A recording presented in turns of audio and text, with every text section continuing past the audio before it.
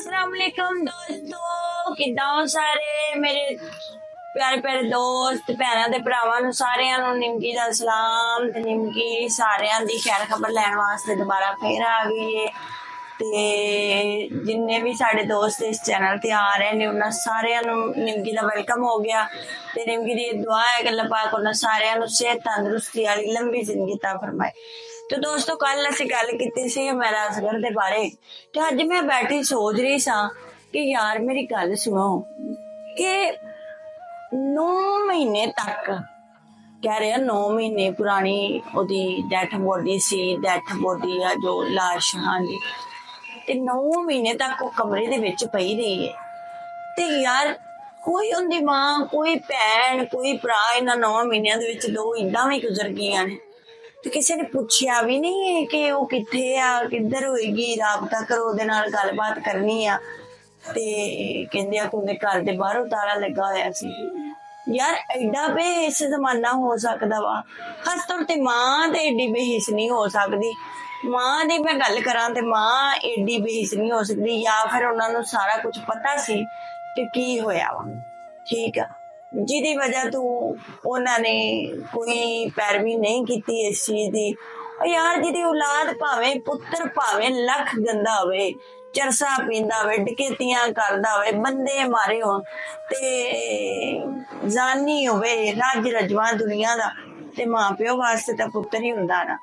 ते कैसे मां प्यो सन किन्ना दी धी जिहड़ी हैगी 9 महीने तक उनदा अता पता ही कोई नहीं मर के बेचारी कमरे च पई रही है ते उन्होंने उनकी खबर तक नहीं लई। एडियां केड़ियां नाराजगियां एडियां केड़ियां दूरियां एडा केड़ा जेड़ा जालम मां प्यो एडे जालम भैन भरा एडे बेहिस ते ए मेरी गल सुनो कि असीं भी किसी दियां धीआं वां ते धीआं सब दियां सांझियां हुंदियां वा ते जायदादां दे विच अगर उन्हें हिस्सा अपना मंगिया वा ते ओदा हक बनदा सी। हजूर पाक ने जदों अपनी बेटी नूं इस चीज तो इनकार नहीं किया ते फिर तुसी ते मैं कौन होने हैं इस चीज का इनकार करने वाले। लेकिन जालम समाज जालम रस्मां जालम लोग बेहिस जमाना और यार खुदा दा खौफ खाओ अल्लाह पाक तुहानू हदायत देवे कोई एहसास दा रत्ती पर रख लो क्या ए जमीना ए जदादा ए पैसा ए दौलता ए जेवर कपड़ा लत्ता किसी ने कुछ लैके जाना दुनिया तो दसो जरा किसी ने कख नहीं लैके जाना जो भी लैके जाना वा ना सिर्फ अपने अमल मान लैके जाने हैं। ते मेरी एक गल याद रखना कि दुनिया जिहड़ी है ना मुकाफाते अमल आ ए दुनिया दे जिहड़े हिसाब किताब है ना अल्लाह पाक दुनिया दे ही पूरे कर दिंदे आ। अगर मैं कहनी हूं उस औरत नाल किसी ने अगर ज्यादती की है ना तो उन्होंने भी ओदी सजा तो लाजमी मिलेगी। बट यार मेरा अज बहुत दिल दुखिया बहुत रोया कि इस वक्त वास्ते असी अपने घर वाले वास्ते भैन भरा वास्ते मेहनत करने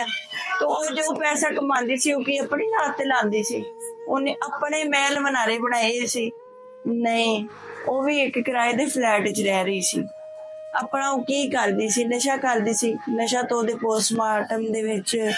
मतलब कि आया ही नहीं ठीक है। फिर वो की करदी सी पैसे कित्थे लैके जांदी सी या अपनी मां नूं भेज दिंदी हुई या अपने घर होर ते कोई बंदा होना कोई क्योंकि मावां जिहड़ियां होंदियां ना धीआं दियां सब तो वड्डियां सखियां सहेलियां होंदियां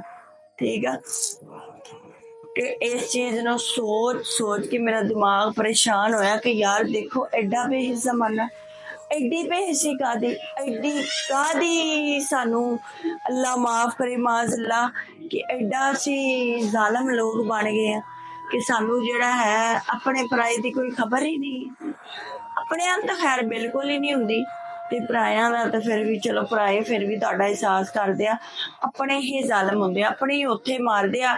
जिथे तुहानू पानी भी ना लभे। एक मां ते प्यो ते सुभाऽ ना बाकी सारे रिश्ते मैं कहनी झूठे आ दुनिया ते शायद ही कोई मां प्यो दी चंगी औलाद जम्मी होवे जेहड़े भैणां भरावां दे विच मुहब्बत होवे लेकिन अजकल दे दौर विच नहीं मनण जा सकदी गल। ते दोस्तों नवियां नवियां वीडियो वेखण वास्ते साडे चैनल नूं सबसक्राइब लाजमी करियो ते इंशाअल्लाह फिर होएगी मुलाकात मैं चलदी हां ते इस गल ते जरा गौर जरूर करियो कि जमाना बड़ा बेहिस्सा ते दुनिया गोल है। अल्लाह हाफिज़।